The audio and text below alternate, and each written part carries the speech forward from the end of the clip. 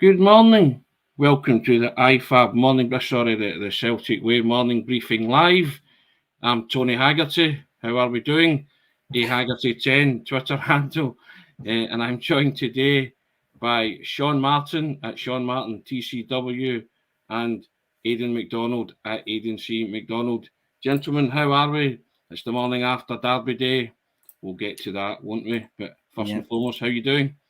Not bad, aye. Not bad, Tony. I think that probably that'll go. That's as far as I'll go just now.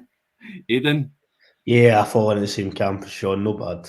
No bad. Okay. Well, as I say, we'll discuss all matters, Rangers versus Celtic in a second, but just draw your attention to the strap line running along the bottom. We've still got the festive deal going, Merry Christmas deal. Subscribe to the Celtic Way and support top quality journalism, and you can have one of two deals. If you hit the button, you have £1 for 2 months of full access to everything that's written on the web, or you can have 25% off the yearly price, which takes that down to £26. And if you can join us, www.celticway.co.uk/subscribe. That's www.celticway.co.uk/subscribe. Got a lot of stuff on the website today, Sean, after yesterday. People calling it a 4-goal thriller, people calling it even the manager said it was a cracking game of football.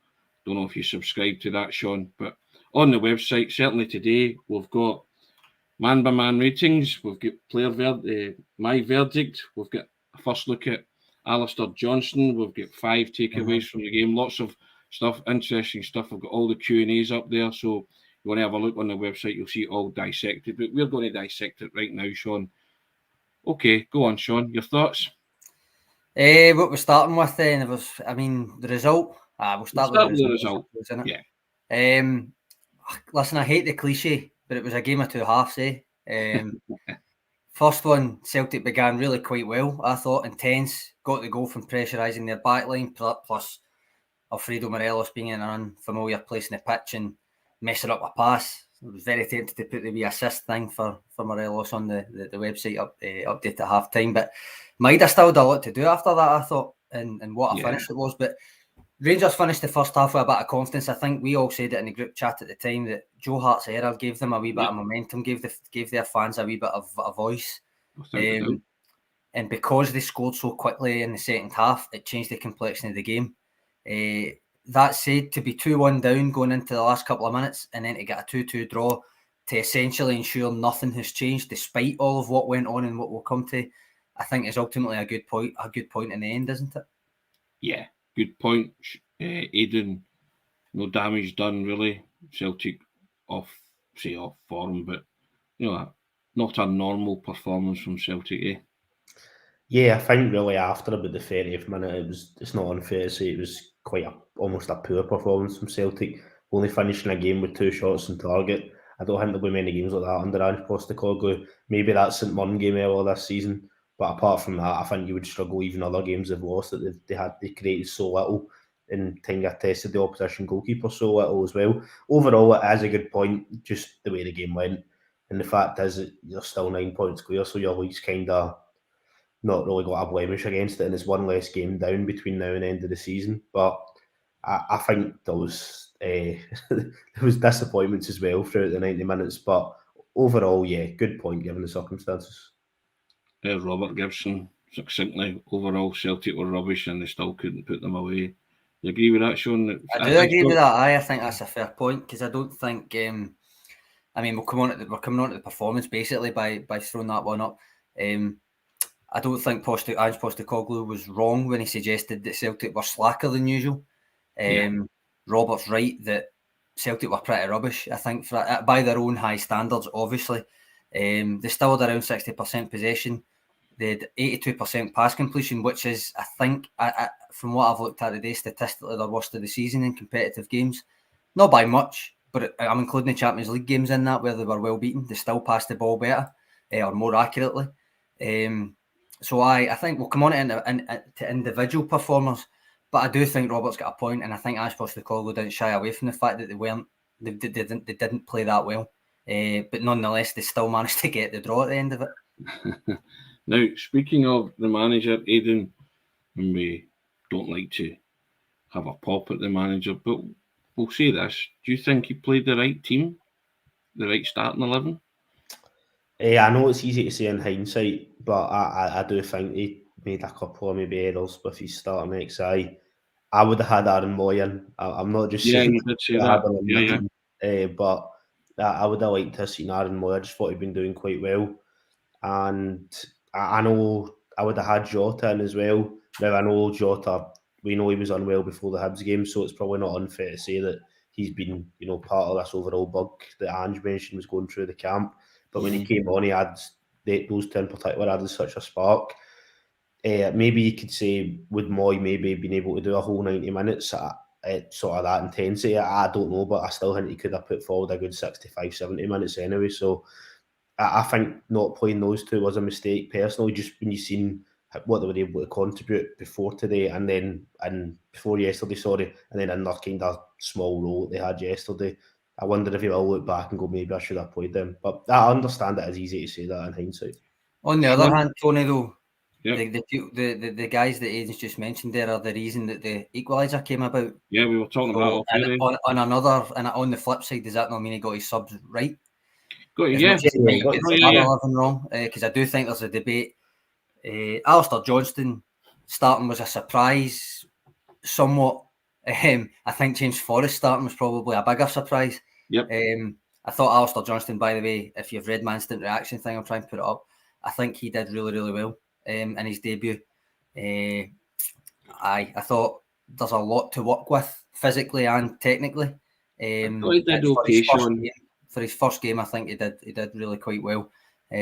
Couple of maybe taking too long on the ball a couple of times, and you could argue with the goal. Kent comes in from his side, although I do think he got there. He just missed the block, I think is the thing with that, and also which will come on to Juranovic. Big block to miss though, Sean.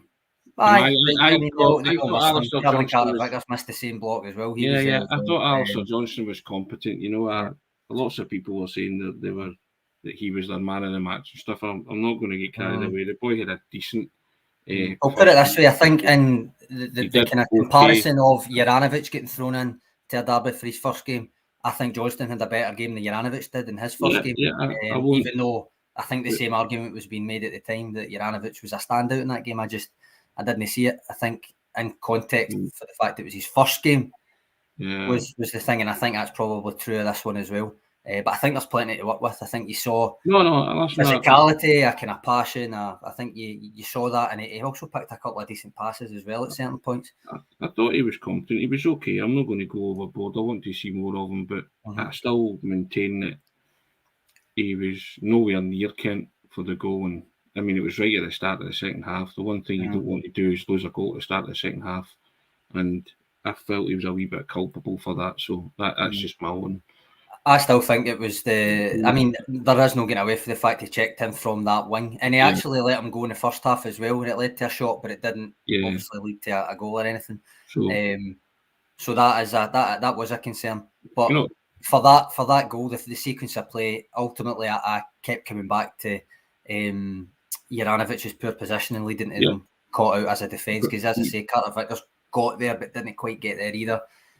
For the block, and I think a lot of that was to do with Juranovic getting done on the opposite side, which we'll also come to when we talk about the penalty decisions later and what led to the Rangers penalty. But to come back to your point or your question about Ange's kind of culpability for it, I do think that there's legitimate questions that you can ask about his team selection.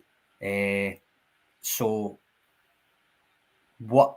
Perhaps the biggest one, and I'm going to put up this from Chilpa, which was losing Greg Taylor was the catalyst, right? We've said about Joe Hart making that mistake, giving Rangers momentum, which I still think is the case. But missing Greg Taylor was a big deal. Especially given the level of performance that Josip Juranovic put in when he came on in that position. It was not even mediocre, it was just unacceptable. It was bad. It was a bad performance. Whether he had the bug or whether Ange Postecoglou said he wasn't 100%. But if you're on the bench, Tony, the presumption is that you're fit to play some part. Maybe he didn't expect to play 60, but he was poor in the first half as well. So I think Taylor coming off really affected that game. and Juranovic coming on at left back, it was, I don't know about you, but it was unsurprising, I suppose, but it still must say something about maybe the trust that Ange Postecoglou has in Alexandro Bernabei. I was just about to say that, yeah. I mean, Aiden not bringing on the natural left back, in Bernabei, what does that say about the trust that Ange has in him? And I was surprised to see him put Juranovic there, and then Juranovic's display was, as Sean said, unacceptable. I just thought it was utterly woeful, pitiful, and you can say what you like about Juranovic, but you have to be better than that. He was just utterly erratic. I think just firstly, in terms of Bernabei, it obviously shows that the manager doesn't think he's ready for that level. I don't think he featured at all in the Champions League, or if he did, it was very limited, wasn't it? So he must think that the sort of higher levels, he's not ready for it, simply because he's putting on a guy ahead of him who has been away, not been involved with Celtic. I know he's been away playing in the World Cup, but he also doesn't play that position usually, and he's getting put on ahead of him. So it kind of shows to me that doesn't mean that Bernabei's done it at Celtic or anything dramatic like that, but it just shows you right now the manager must not think he's ready to be put on in a high pressure environment like that. Whether or not it would have been different if Taylor had been, out the last couple of games, I don't know if they might have thought, right, maybe I do need to start him, but in terms of the way it planned out, to me it looks like that he doesn't think he's ready. In terms of Juranovic, yeah, it was a really, really poor performance. There's nothing you can really say to defend it. It was, for that, just for both goals, really, there was things he did that weren't great, and even outside these mistakes that led to the goals, it was also just his passing was so poor. The amount of times he got the ball to either try and go by somebody and he just kind of lost control or kicked it out. It was ridiculous. And yeah, it was really poor and it was disappointing. I know the manager said he wasn't 100%, but I still think he could play a wee bit better than that, even if he was going a bit. And yeah, it was just disastrous performance from Juranovic, really, to be honest. On the Bernabei thing, Tony, I think to be fair to him in the Champions League, Taylor was fit, so he was never. I don't think he was ever really in contention to start. But it's a similar situation with my logic with when there were no right backs the other week, and I know Hatate came in, done really, really well, got man of the match, 2 goals. So there is no argument there that Ange made the right call. But when I was putting forward the logic that if not, when there are no right backs, when is a young right back going to get the chance? Then when there is no other left backs, when is Bernabei going to get the chance? And he still went to the half fit right back. So I do think it says a lot. Aiden's probably right that if Taylor got injured maybe 2 games ago, Bernabei might have played both games and then he would have started this game. Yeah. But nonetheless, in a vacuum, you've got a left back in the bench and you don't put him on. Whether the guy who you're putting on has played there before, which he has, is almost by the by, because you would rather he basically went for the half fit experience over the natural fit rookie, and I don't want to go make too much of it, but I still think it does say something. Yeah. Now, he wasn't alone, Juranovic. I also thought O'Reilly was pretty poor as well. Just didn't. It's not been happening for O'Reilly the past few games since we've kind of come back after the World Cup break. I don't know if you agree with that, gentlemen, but his contribution again yesterday was poor. His passing. I don't think, as I said the last couple of days, I don't think he's been poor, like actively poor, the way some people have been making out. Although I do think he was subpar yesterday, must admit. Even his pressing stats, even his off-ball stuff, which is usually there, even if he's not getting a key pass and all that kind of stuff, that's not really up there from yesterday either, which I think says a lot that it just wasn't really getting himself imposed on that game. I would argue the toss about that for the previous 3 games when he's been getting criticism. But certainly yesterday, I've got no complaints about the kind of criticism of O'Reilly. I'm going to put Beach Boys up here, Tony. I can't remember how this changed with your ratings, but he basically says the only ones he thinks would deserve a pass mark were Johnston, Carter Vickers, Callum McGregor, Rayo Hatate, and Daisen Maeda. Well, that's funny. That's all of them got more than a 5. Yeah. And because I never had a star man. I think the most end we got was a 7. So Hatate, was it? Hatate gets 7. Cameron Carter Vickers. Sorry. And I think Cal Mack gets 7 as well. Maeda and Johnston both got 6s to my knowledge. Because I just thought it was as you say, that's a below par, a very below par performance from Celtic, but they hung in there and got the point. I still thought Cal Mack tried to drive the team forward. I think he needed a couple of more players to step up to the plate. But I still felt safe with him in that role, and he was trying, and it got better. It was noticeable. It got better when Moy came on, because Moy was actually very good when he came on. All three substitutes, as you said, Sean, they were all involved in the equalising goal. The argument for they should have been brought on sooner. It's the manager's call, but he's called it right in the end up because Celtic never lost any ground in the title race. So I thought Jota looked as if he wanted to create something, do something. Jackie Marcus was putting himself about, which was maybe missing as well. So I think from that sense that Celtic got what they wanted from it with the substitutions. But I thought Hatate had a brilliant run in the second half and squared it across the box, along the byline and no takers. He wiggled out to the corner flag and right up the byline. These are significant moments. Somebody's there for a tap in, Aidan. Or they should have been. Yeah, that did feel like a bit of a kind of missed opportunity. It was really good work from Hatate, and you would have hoped it would have been somebody sort of gambling to try and get on the end of it, particularly after the manager's comments a few games ago about putting players in the box. Then we have seen in the sort of last couple of games goals coming from that sort of tactic. So I think just when we were mentioning goals, I don't want to skip too far ahead or anything, but just it was actually good to see Kyogo get his goal against Rangers. I know he scored a lot of big goals, but I just thought that was another one to. I mean, it doesn't really matter that much. You can still play well in derby games, even if you've not scored. But I just think when you're a striker, that was probably a good sort of thing to get off from him, to get off his chest. Sorry, just in terms of finding the back of the net. It was another game to get a Morelos type tag. You know what I mean? Oh yeah. Which even if, like, don't get me wrong, if you could have a season, you score like 40 goals, if you don't score a goal against Rangers, doesn't mean you've had a bad season. But I think it was just good for him to get that off his chest. And it was maybe another game he was quite quiet, maybe really somewhat of the Hibs game, but and I know he had a bit of a chance in the first half when the ball got played across and he kind of scuffed at it, but it was another one where when his main opportunity did come, he scored. So Shawnee showed ice in his veins. Yep. To put that way, because that's a difficult chance because there was people on the line, but he got it hard and high into the roof of the net, made sure that it was going in, because it falls to you. You've got one shot at it.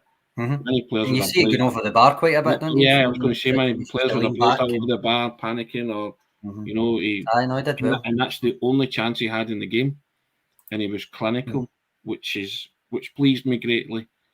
Because he still, and which is why he was kept on the park. Yep, the both of them up front. Yeah, by the end, it's a 4-2-4 by the end. Everybody just kind of piling forward.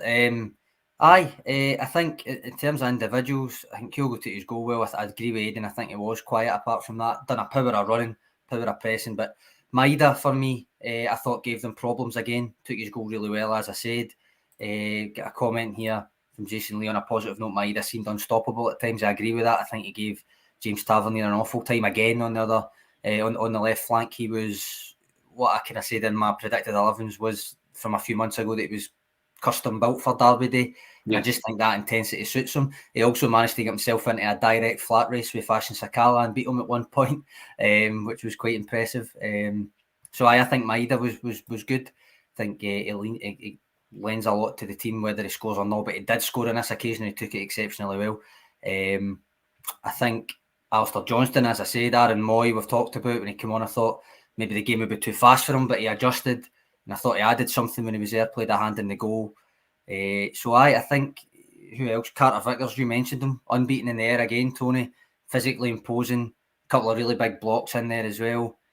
I think without singling anybody else out, just calling it a team thing here, you said Celtic, well, you said Kyogo, that was his only chance.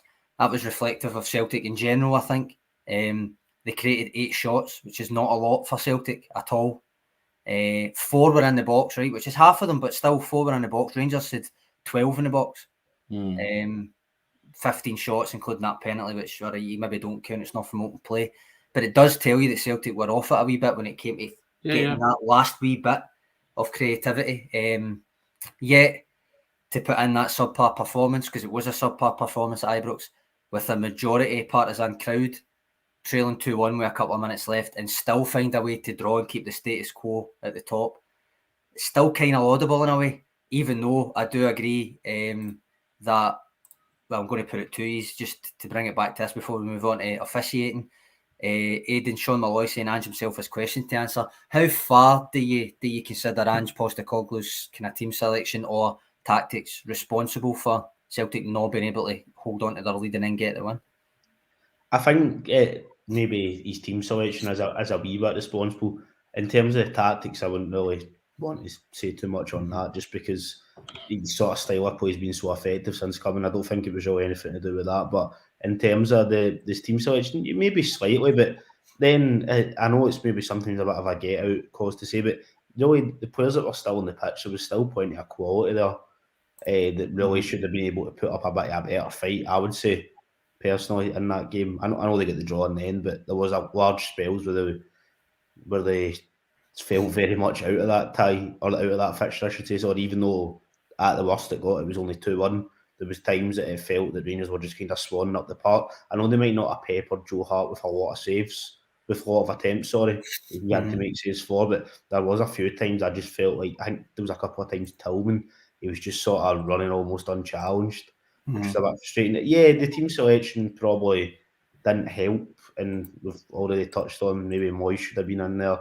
Jota, if he was okay, which given he came on and contributed, you'd assume he was.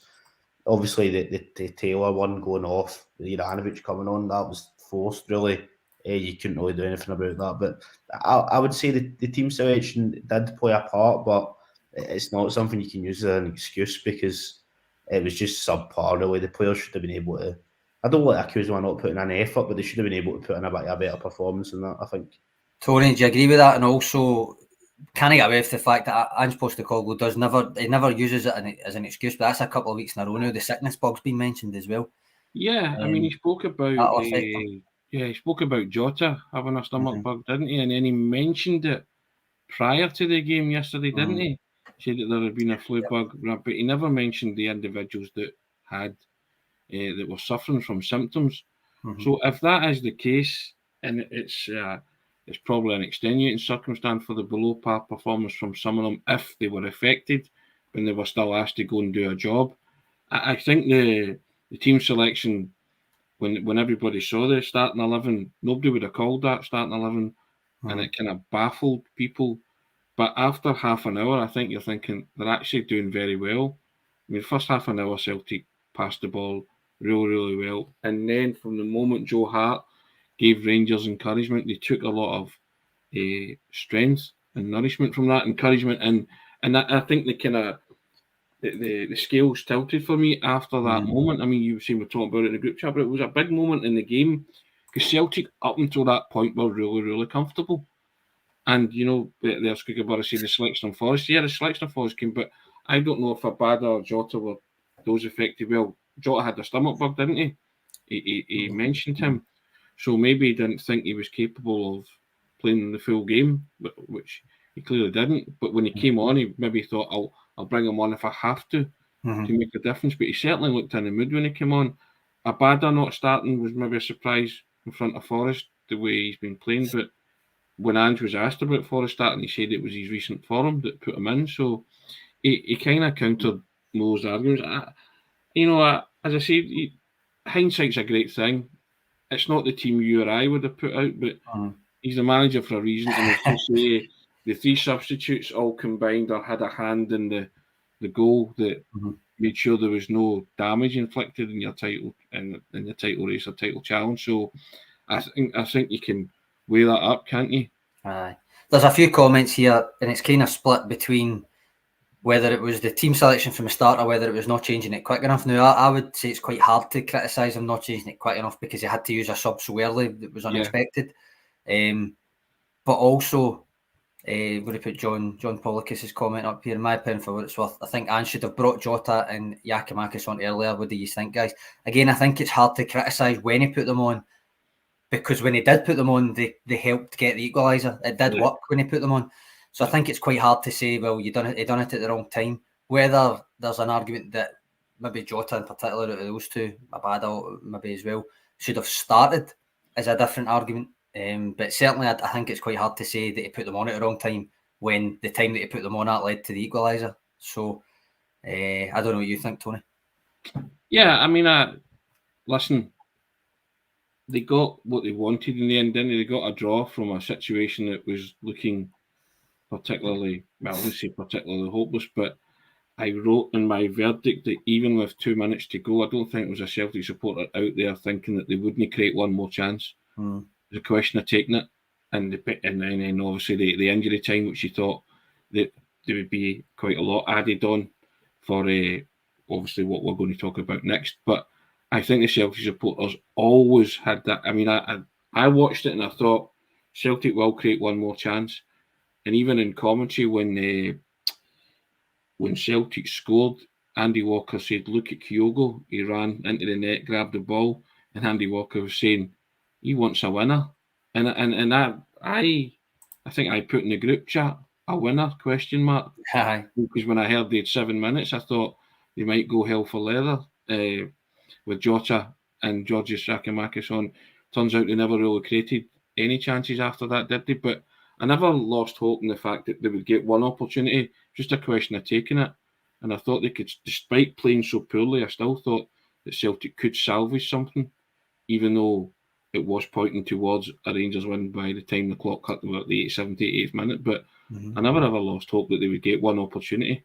So it kind of played out in the end the way it was playing out in my mind, that they would get something from it. Tony, I'm going to put this up, just a couple of comments on Alistair Johnston again before we move on, because he did make his debut. My hash saying Johnston looks a better crosser than Juranovic and quicker than Ralston. He reckons already that he looks as if he's going to be better than Juranovic. It's quite early to say that, Tony. You can't really tell how someone's going to properly adjust. But as I say, I think he did well. I think he did well enough.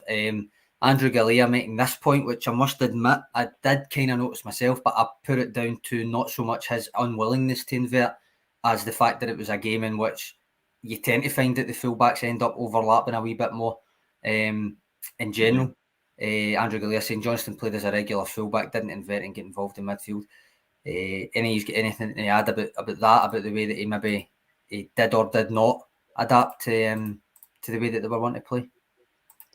Yeah, I think I can understand.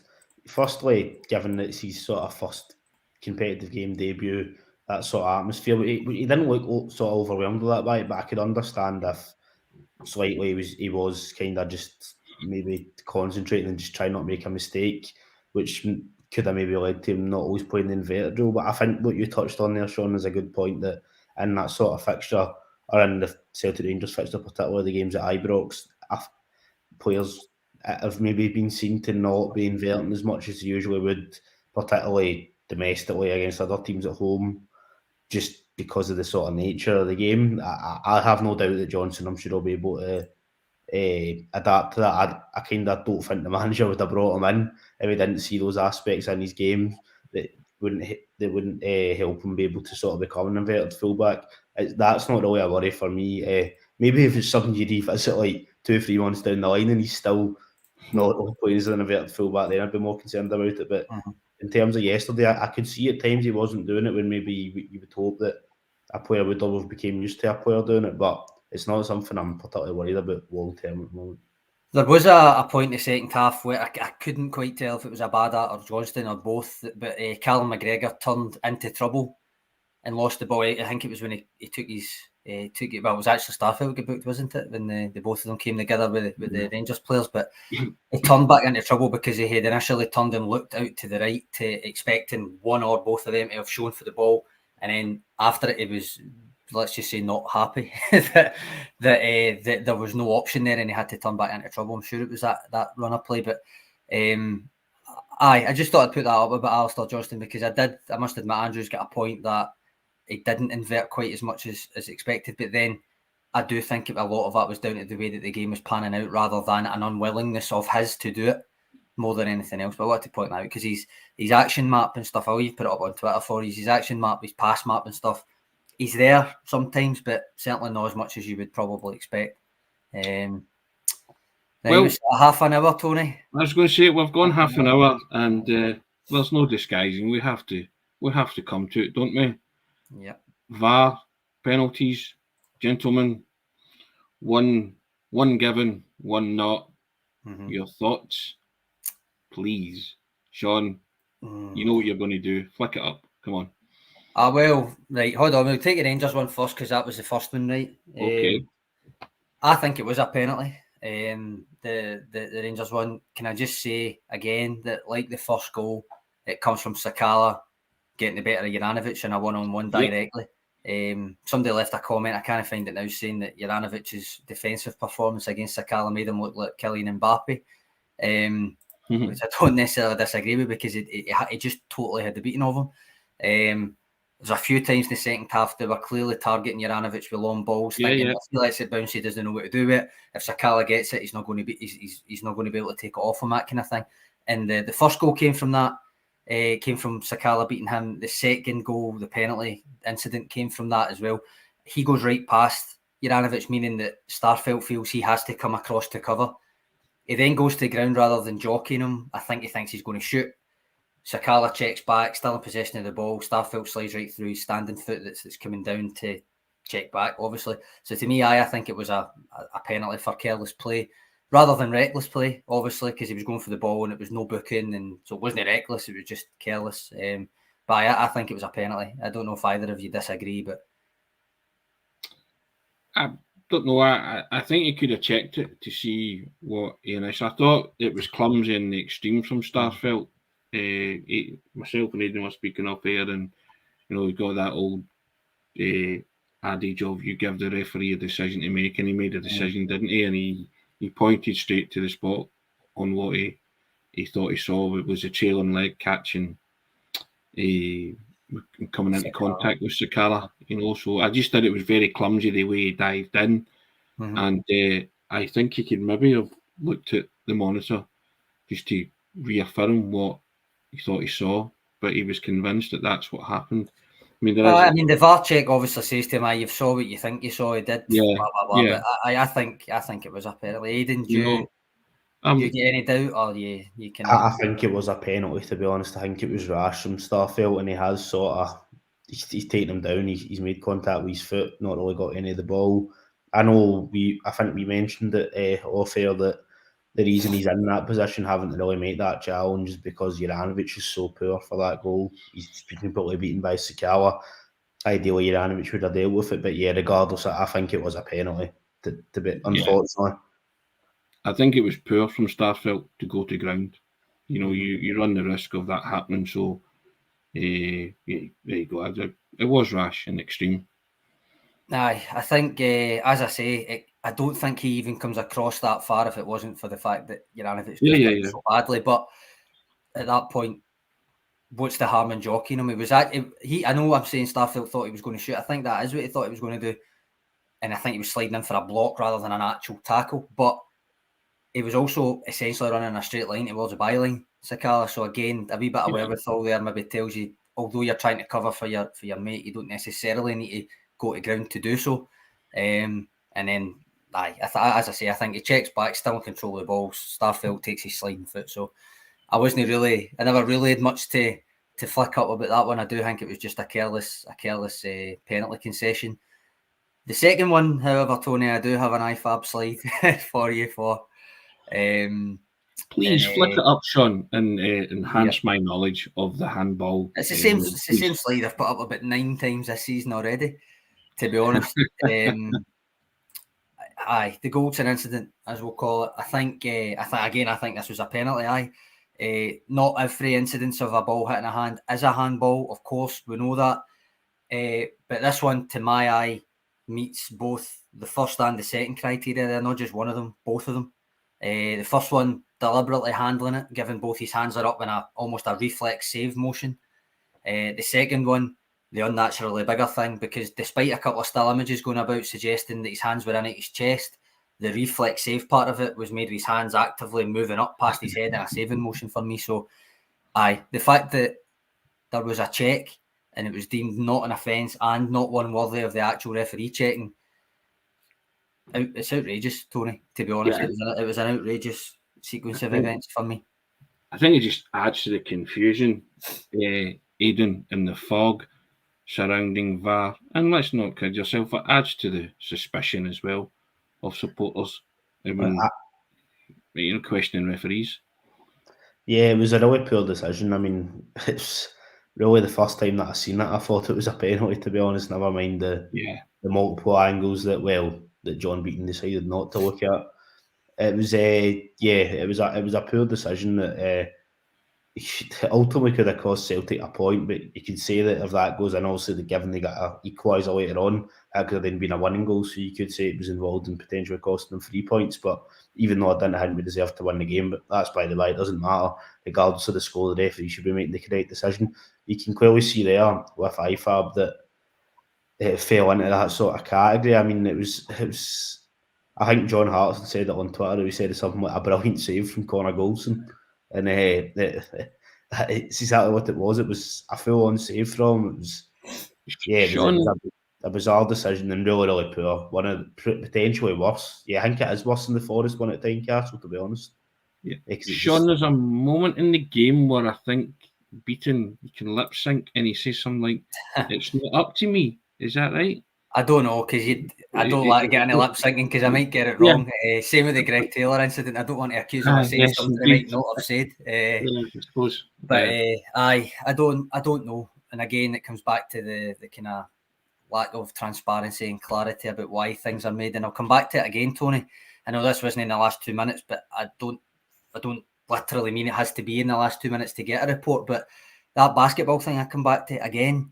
Just how much use it would be if not even in the immediate aftermath, but today, say later on the day, even tomorrow, that after the referees have submitted the report in which the superiors need to be made aware of why they've made decisions and stuff anyway, you have a public released one. It's just, it makes sense to me. You don't have to. It's not asking them to walk right out into the cameras right immediately after it.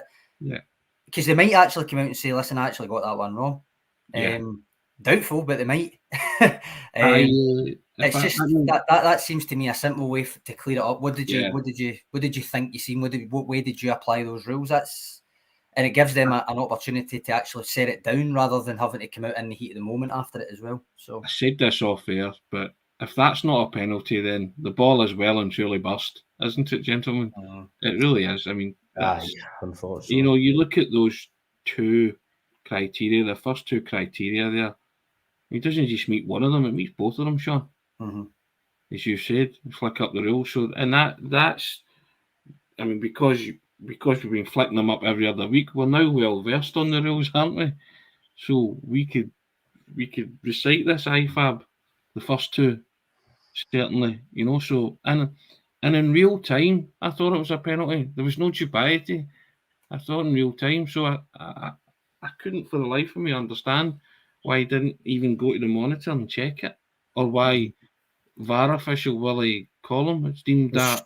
He's obviously said it's not a clear and obvious error or whatever, but I just, again, it was an outrageous decision. And I think, and again, as you say, until they're allowed to explain what they saw or what they didn't see, or why he wasn't directed to a monitor, or what Willie Collum is saying in his ear, then it's just going to add to the confusion and the finger pointing of officials, Aidan.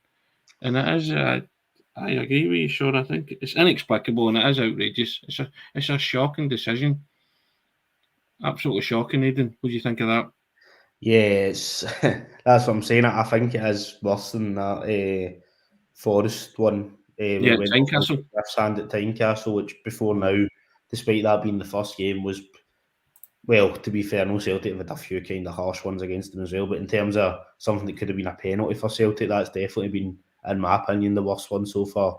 Before the game against Rangers yesterday, yeah, it was just such a bizarre. And every time you see a different camera angle and image, it just looks worse and worse. And if Beaton isn't seeing it, then that's when the VAR should be stepping in, or the official in the VAR should be stepping in saying, either it is clearly a penalty or we think it might be, so you need to go and have a look at it. So yeah, the whole thing was bizarre and just But isn't that what VAR was brought in to do, Sean, to clear these situations up? It should be, it should be. In terms of VAR protocol, when it comes to things like that's what we were told at the start of the season. It's for like clear and obvious errors, serious missed incidents, goals or no goals, penalties, no penalties, is it a red card but not a yellow? That kind of thing. You can't do it for a yellow card. It's got to be a direct red.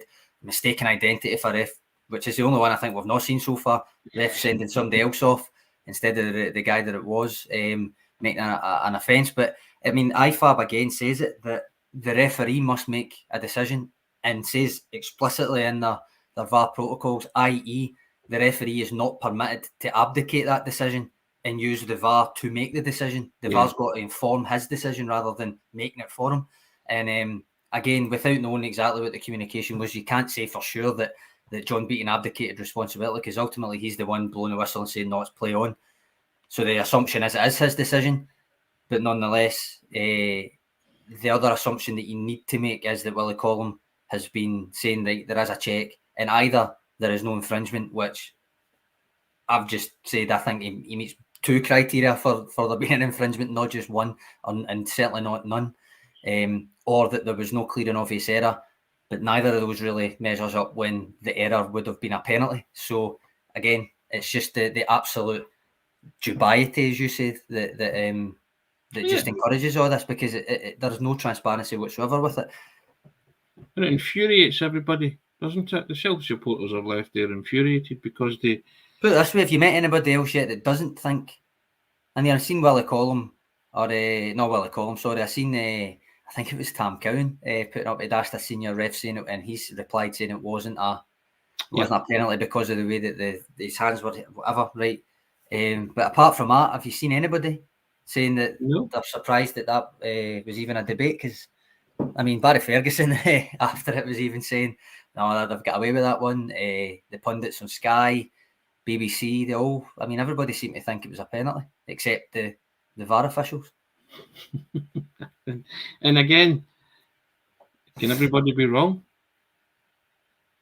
I mean, if everybody involved in football thinks it's a penalty, then what's Willie Collum seen that's not a penalty? That's what would help, some form of explanation, as you say, Sean. But it just leaves that grey area, fog and mist, and infuriates fans and managers and players. And Ange wasn't even asked about it yesterday, for the simple reason as he said the other week that he's not going to talk about VAR again. But surely he should have been asked if he thought his team deserved a penalty. Not, I mean, I would have asked him that, Aidan. Do you not think so? Just to get his thoughts on the actual incident, not what VAR deemed it was or it wasn't. But I mean, I'd like to hear him say if he thought it was a handball or not. Yeah, I think he probably should have been asked about it. I'm surprised between BBC and Sky that there wasn't one person that asked him, but Andy's presser as well. But yeah, it was. I know he has mentioned before he doesn't want to speak about VAR, but I would have thought with that individual incident it would have been something worth asking. But yes, but I know you've been asking about the VAR decision, just the actual incident itself. Yeah, the penalty. That's what he saw. It should have been asked, to be fair. Somebody should have asked him, because he would have liked to have seen his thoughts. But yeah, it's just another really bizarre decision, and just adding to the list since technology was introduced across the Scottish football, across the top flight, I should say, there's just been so many bizarre decisions. And I know we've came on and said it plenty of times that the fact that there's not sort of any explanation that the referee or governing body need to give for any of these sort of decisions that have happened to any of the teams is... It just as another thing that I know it's never been done before, but you would have thought there was a time for them to change that. It would have been when they were bringing VAR in, given try to move football on, etc. But yeah, it's just I would have liked to actually have found out why Willie Collum thought that wasn't a penalty. To be honest, do you remember I was saying last? I can't remember what incident it was. Can't remember off the top of my head. There's been so many, but. There's like a facts question, FAQs, like facts, frequent last questions at the bottom of the IFAB rules and stuff like that. And one of them, remember I read one of them out before it, but it was an incident, and it was basically player A, player B, all that kind of thing. There's one of those for that where somebody takes a powerful shot, and that's the only thing I can see where a referee might think, well, that almost absolves Connor Goldson's arm position, and it's something along the lines of like an attacker takes a shot, a defender's quite close, puts their hands in front of their face as a reflex action to protect their face, and the ball hits their hands, and the referee should let play continue. But I don't think that applies to that, because when it hits his hands, it's above his face. It's not to protect his face, it's above his face. And again, was that a powerful shot? It's a scuff. It was going miles over. Do you know what I mean? So again, I don't think that really chimes with it. So it doesn't cover it, to be honest. But we will never know, will we?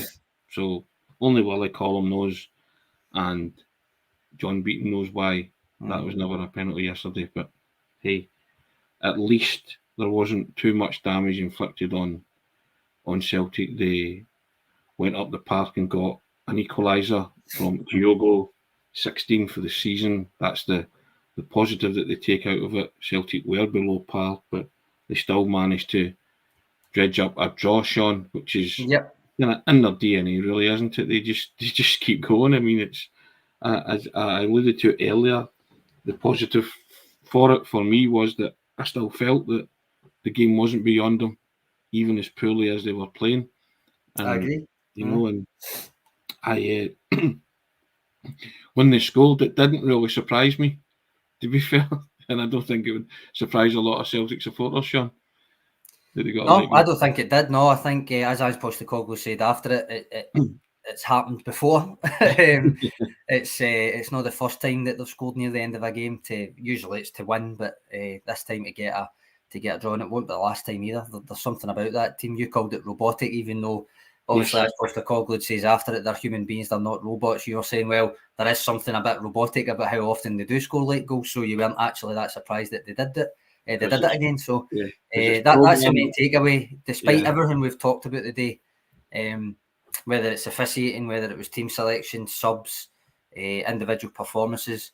Ultimately, despite every bit of that, Celtic went to Ibrox, went 2-1 down, a couple of minutes left, and didn't lose, and are still 9 points clear with plus 20 goal difference.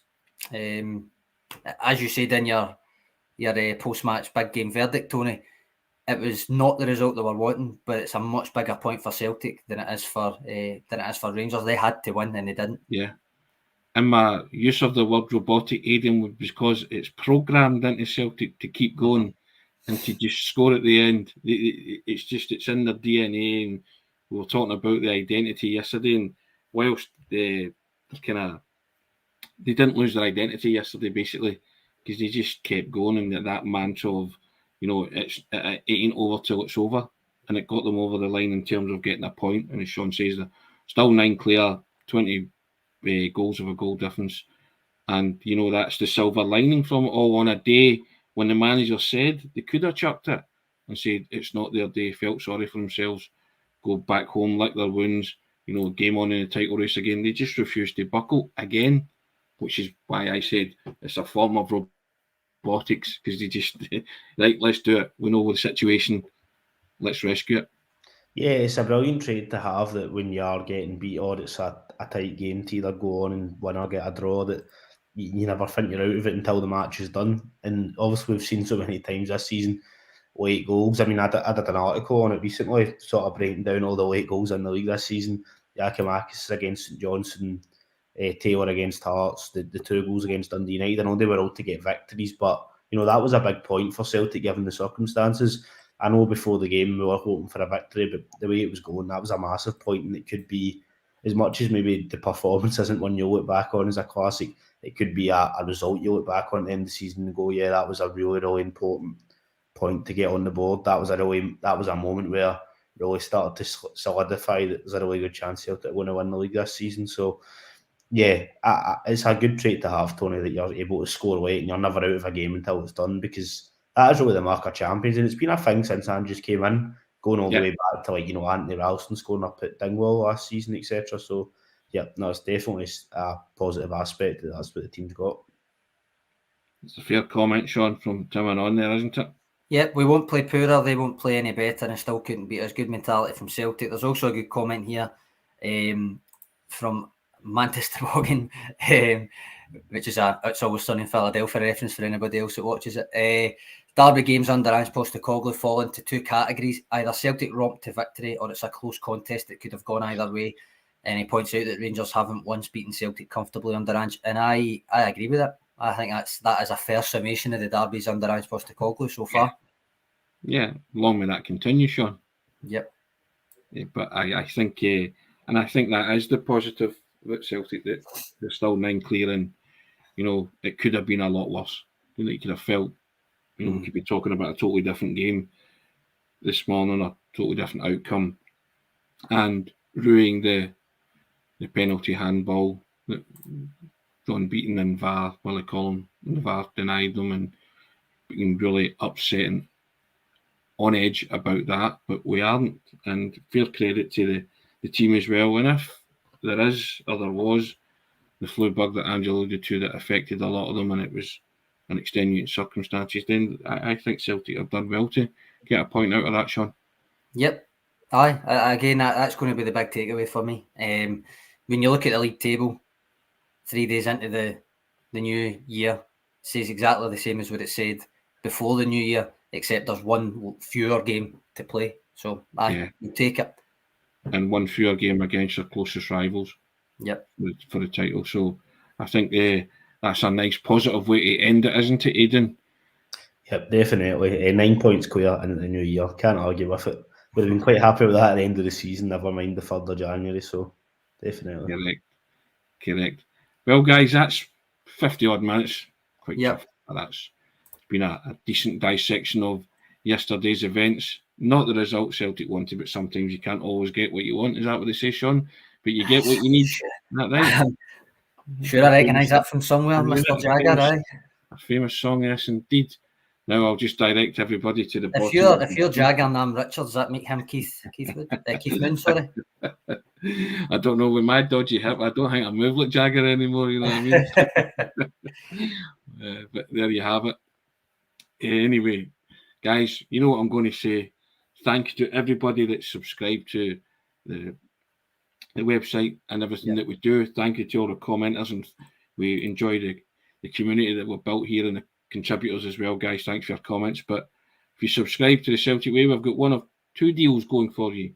You can either £1 for 2 months of access to everything that's written on the website, some wonderful stuff there, some great articles on yesterday's events. You can have a read at them. It'll cost you £1 for 2 months, or you can have 25% off the yearly price.